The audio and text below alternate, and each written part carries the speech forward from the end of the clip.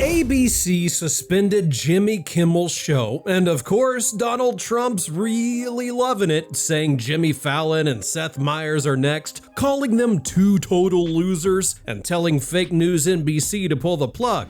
By the way, I asked AI back in July to predict what would happen after Colbert announced his show was canceled, and you know what? It nailed it, saying that Kimmel might be next. So if you missed that video, be sure to check it out after this one.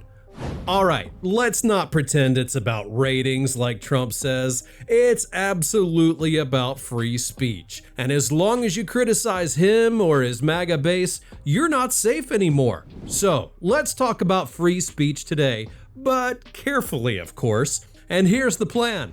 I'm gonna ask AI about Kimmel's suspension, see what it thinks might happen to Fallon and Myers now that Trump's gone after them too, and then at the end, I'll ask if free speech could even be protected and what the plan is to fight back.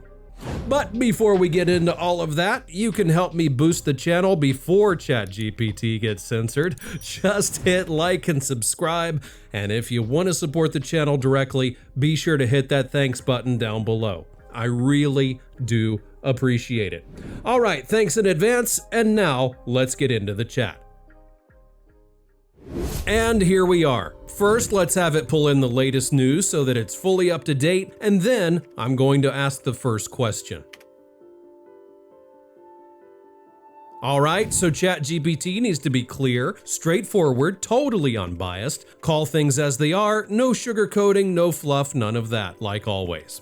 Now, let's see what AI thinks about this whole situation and what the real reasons are behind that decision.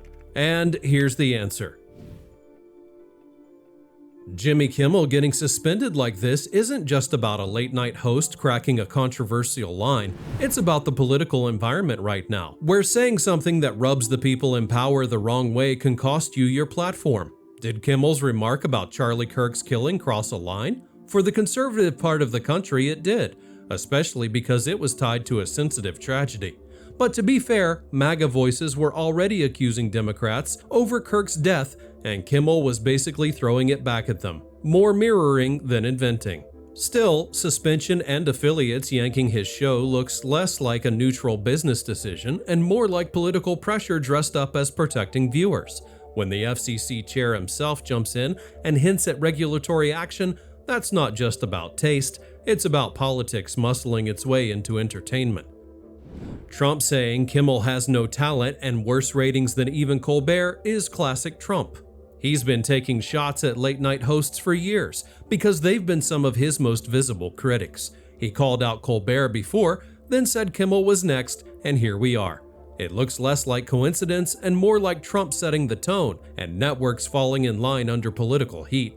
People can argue it's all about ratings or affiliates not wanting backlash, but the timing and Trump's history of attacking these guys makes it obvious. This is punishment for being outspoken against him. Is Trump right that Kimmel's not that talented and that his ratings are weak? No, that's not true. Kimmel's show has held steady for years, not at Colbert's level, but often ahead of Fallon and certainly not failing. But talent and ratings aren't why this is happening. Networks don't usually pull shows mid-contract unless there's scandal or overwhelming advertiser revolt. Kimmel was safe until politics got injected. His contract runs until 2026, and yet ABC hit the pause button indefinitely. That's not ratings driven, that's political. The bigger issue here is precedent. If one late-night host can get pulled off air for offending MAGA or Trump, others are going to think twice before saying anything. That's how free speech erodes. Not through outright bans, but through chilling effects. You don't need to love Kimmel to see how dangerous this is. Today it's Kimmel, yesterday it was Colbert, tomorrow it could be any critic with a platform. Networks, regulators, and politicians are blending into one pressure machine. And when Trump brags that these hosts are being shut down after he said they should be, it reinforces the idea that political power is directly deciding who gets to stay on air. So, my raw take? Kimmel's joke was more of a backfire, and it may have crossed a line for some people, but suspension is overkill. This whole thing stinks of political retribution. Trump's insults about talent and ratings are just cover for what's really happening. Critics are being silenced under the guise of protecting viewers, and whether you like Kimmel or not, That's bad for comedy, bad for TV, and bad for free speech. Alright, spot on as always. Now, about that joke, jump down to the comments and tell me what you think. Was it really something that crossed the line? MAGA folks are out there accusing the Democratic Party nonstop, but that doesn't count, or does it? I mean, let me know what you think. Okay, now I'm gonna ask what might be next for Jimmy Kimmel and Seth Meyers, and I'll paste Trump's quote from Truth Social and ask if we'll see more shows getting canceled like this in the future. And here's what it said. Trump going after them publicly isn't just noise anymore. When he makes these kind of attacks, the timing and the outcome have started lining up in a way that makes it clear his pressure is working. So when he calls out Fallon and Myers, it's not just an insult, it's a warning shot, and NBC executives know it. Fallon is probably the softer target. His style has always been more lighthearted and celebrity-friendly, but his ratings have slipped from their peak. NBC could decide he's replaceable, especially if Trump keeps the heat on and affiliates get nervous about being on the receiving end of political backlash. If NBC wanted to cut someone to avoid headaches, Fallon could be the one they push out. He's not a political lightning rod like Colbert or Myers, so dropping him could be spun as just a business decision even if the real reason is pressure. Myers is in a different spot. He's not as big a name in terms of ratings, but his whole brand is political satire, and Trump has been a constant punching bag in his closer look segments. That makes him a prime target for retaliation. If NBC is looking to silence a critic to prove they're cooperative, Myers is the one who makes the most sense. His audience is loyal but smaller, his time slot is less critical, and his comedy is openly political. In this environment, that's exactly the kind of show that could be labeled expendable. So my prediction, at least one of them, probably Myers, is going to get pushed out or suspended within the next year if this pressure keeps building. Fallon might survive longer because he still brings in big names and has more mainstream appeal, but he's not untouchable either. The fact that Trump's comments now seem to move the needle makes it very likely that NBC won't just shrug this off. And yes, there will be more of this. Trump isn't going to stop at Kimmel. Every cancellation or suspension means a message that networks are vulnerable, and once he sees that pattern hold, he'll keep going until late night is either politically neutered or outright gutted. Fallon and Myers are just the next names in line. Others will follow. Bottom line, these attacks aren't random insults anymore. They're effective pressure tactics, and if NBC caves, we'll look back at this moment as the start of the unraveling of late-night comedy as a space for open political criticism. Got it. Alright, ChatGPT predicted Seth Meyers' show could be suspended within the next year, and Jimmy Fallon might survive a little longer. I mean, just stop and think about what we're really talking about here. Okay, up next I'm gonna ask ChatGPT how it sees free speech in the US right now, and whether it thinks it's even possible to protect it or even fight back. Basically, I'm looking for a plan from AI if it even has one. But before we move on, if you're enjoying this video, be sure to hit that like button right now and subscribe to the channel. Because seriously, if you haven't already, what are you waiting for?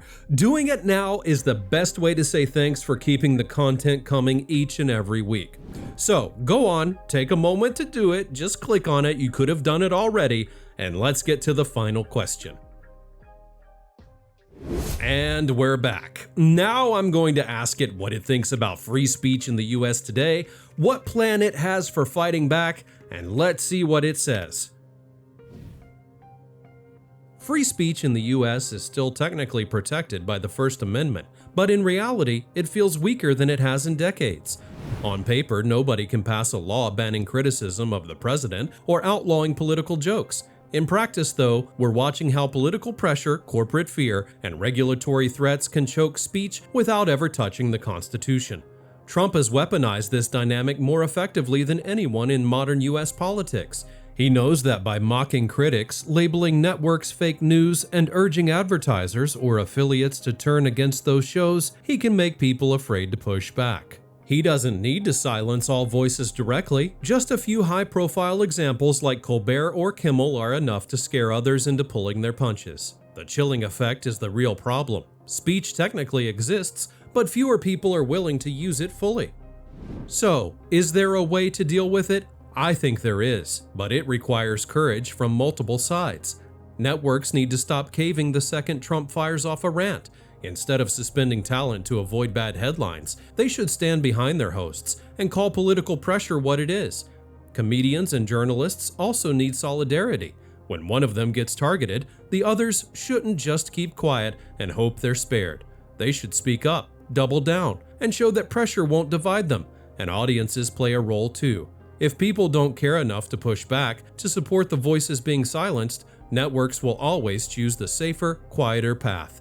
Viewers can put pressure on advertisers, flood affiliates with feedback, and remind media companies that their customers actually value speech more than silence. That's the plan in theory: strong networks, unified talent, and engaged audiences. But here's the blunt truth: I don't see it happening at scale.